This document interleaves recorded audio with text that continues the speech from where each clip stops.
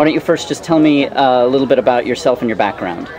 So my name is Jill Stein. I'm the Green Party candidate for president, and I'm in this because we're in crisis all around. I got into this as a mother and a medical doctor, really, really disturbed, troubled, anguished about where we're going, and especially the world that we've created for our kids. And in short, 20 years ago I got involved because I saw kids, as a mom in the community and as a medical doctor, saw kids getting really sick with diseases they didn't used to have, with diabetes and obesity and asthma and learning disabilities and cancer and things like that. And I said to myself, hey, our genes didn't change overnight, there's something going on out there. And I began to work with community groups to try to clean up our coal plants and instead create jobs weatherizing and insulating our homes and creating green energy,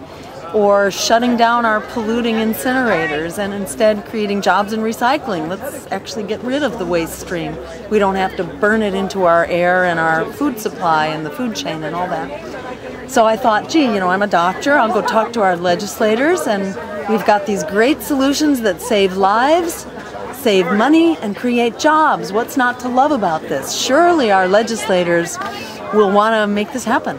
And basically, to make a long story short, I learned that, that's not how the system works. It keeps you very busy running on this treadmill thinking that you are going to change some law or some regulation. And at the end of the day, it doesn't happen, because what drives them is the money coming in through the political system, and they serve their donors. And so I basically woke up after about 10 years of trying to work within the system, and essentially got recruited to run for office to actually change the political culture.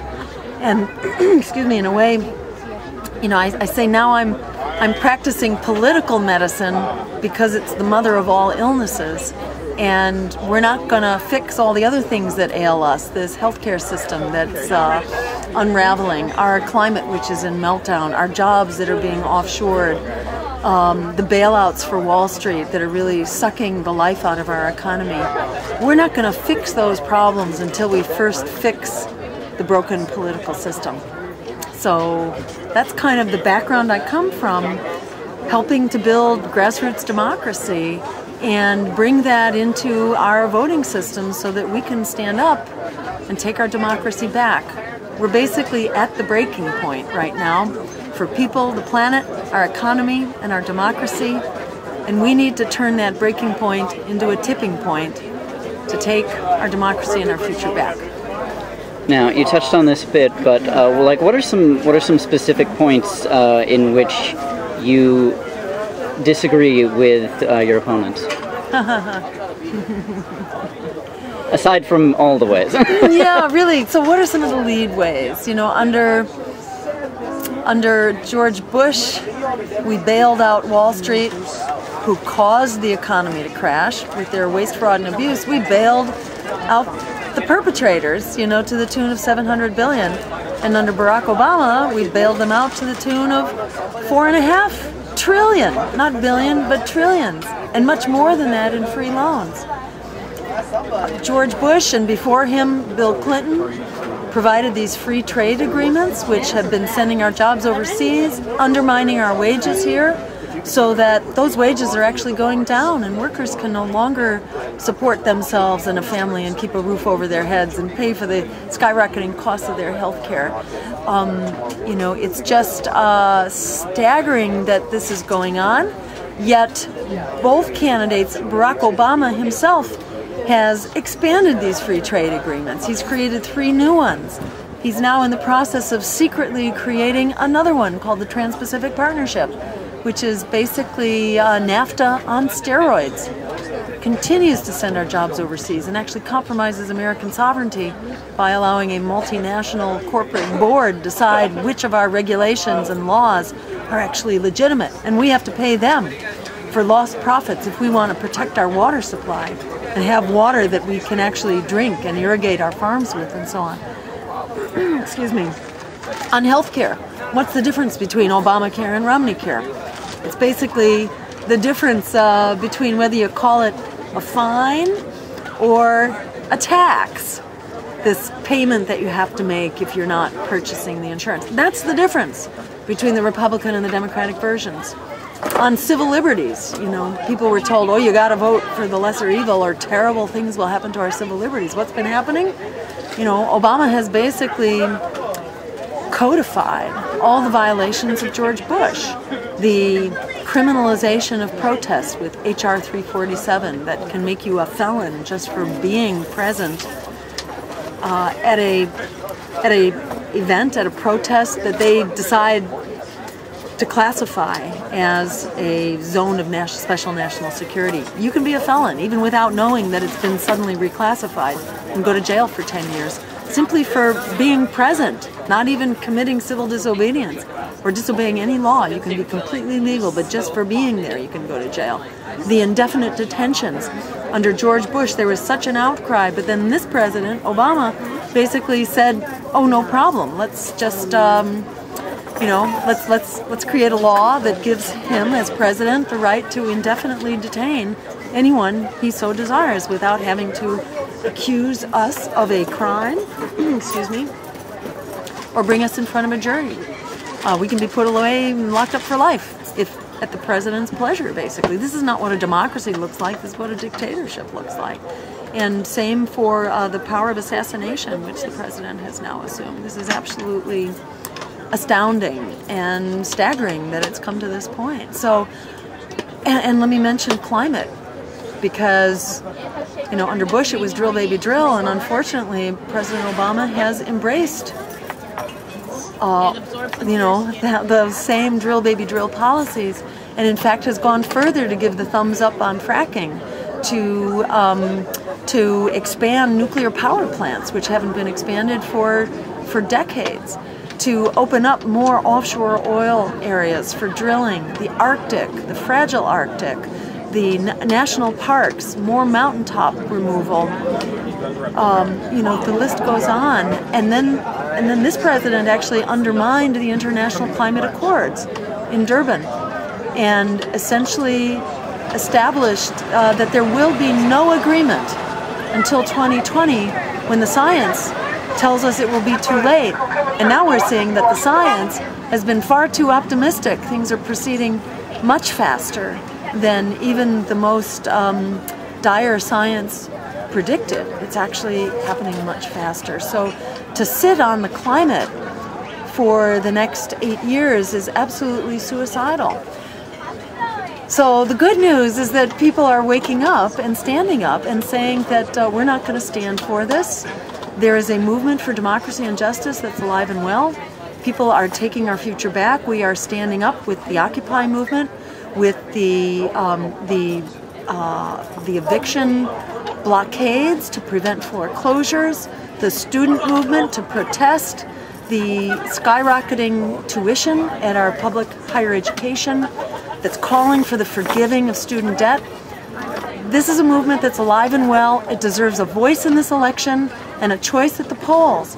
The establishment candidates do not have an exit strategy from these crises, but everyday people support these solutions that are affordable, they're accessible, they're not rocket science. Our campaign provides a vehicle for these solutions to actually drive them forward into the broader public dialogue so we can move them forward.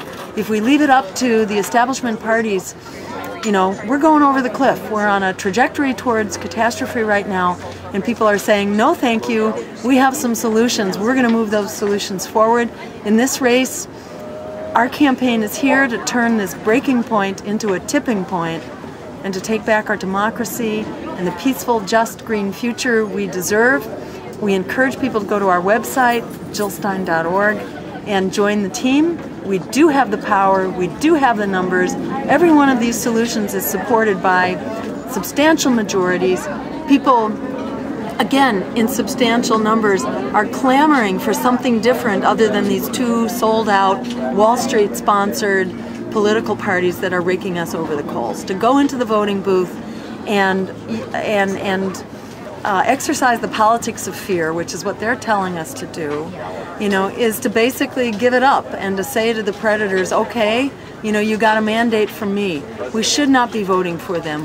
Whatever marginal differences you may think there are between the two parties, the difference that it makes to revive our democracy, to get it off of life support, to recover our political courage and our political voice, that's what really matters. We need to reject the politics of fear, stand up for the politics of courage, and take back our future, insist on the solutions that we deserve that can really solve this crisis right now. A Green New Deal to create 25 million jobs as we transition quickly to the green economy for the future that can put an end to climate change and make wars for oil obsolete.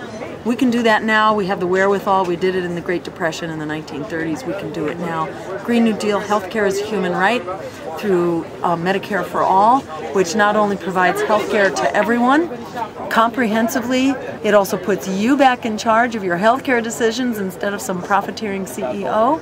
And it saves us trillions of dollars over the course of the next decade. The well-guarded secret, it actually doesn't cost us. It saves us a lot of money by eliminating the wasteful, massive health insurance bureaucracy and by stabilizing medical inflation, which is actually the biggest cost driver.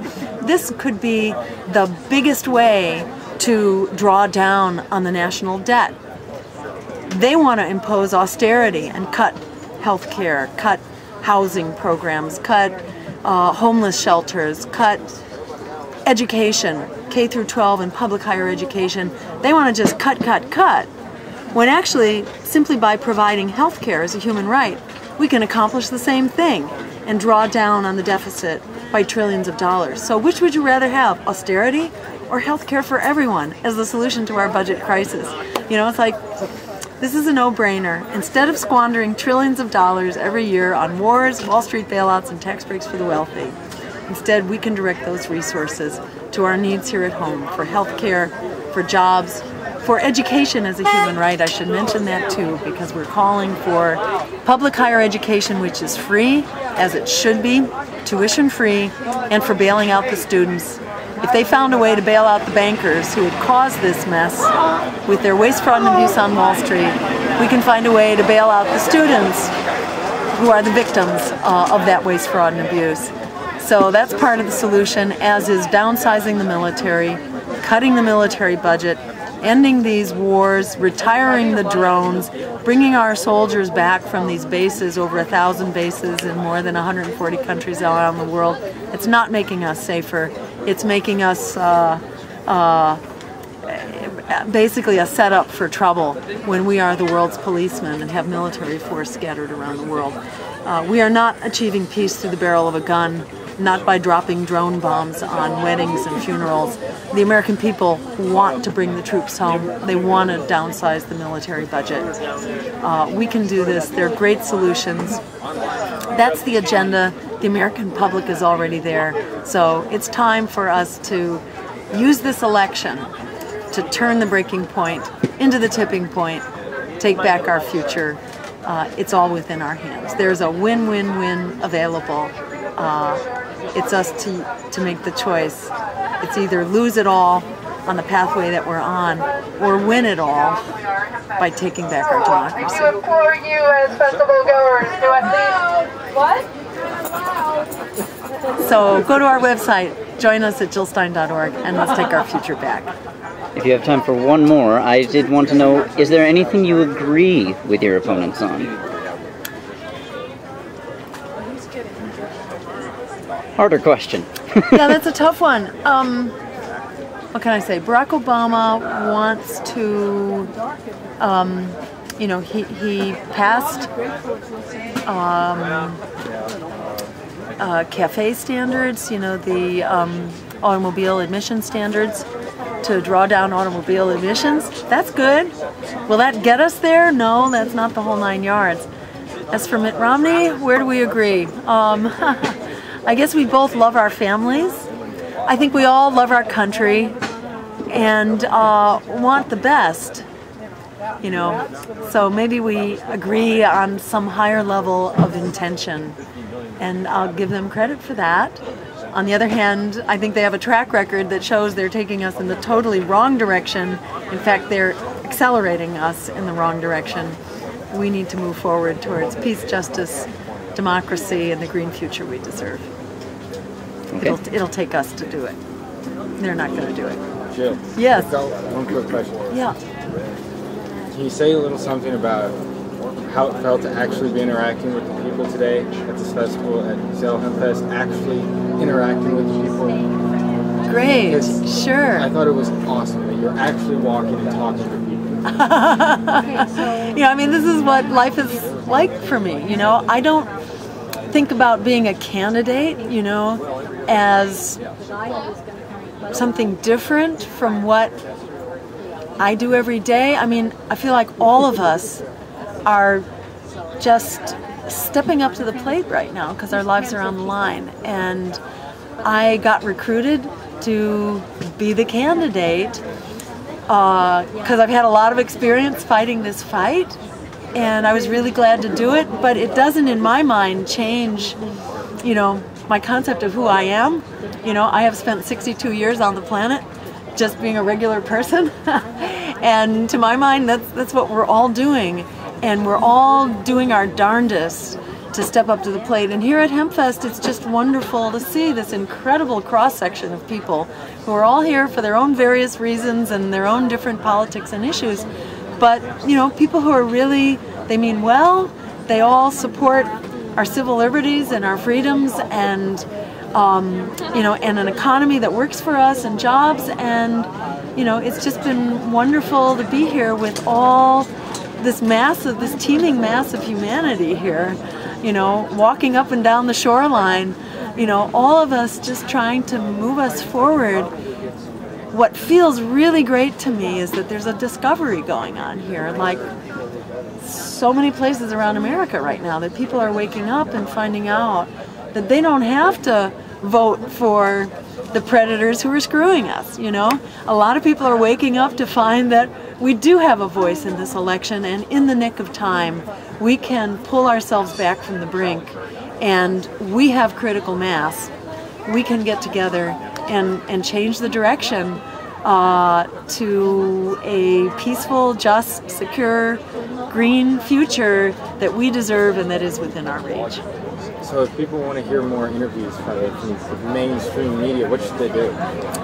What you want to do is go to our website, which is jillstein.org, sign up as a volunteer, and sign up to get our newsletter, because we will be conducting some big media campaigns. Right now we have been very busy getting on the ballot. That's what they do if you're not a major party candidate. They just tie you up in knots, jumping through all kinds of hoops so that you can be heard on the ballot. And thanks to so much help from so many volunteers and small donor contributors, we're going to be on the ballot probably in the voting booths of 90 to 95% of voters. So we've just about come to the end of that big fight, and we're about to transition into really running a broad outreach campaign. So please join us, be part of it.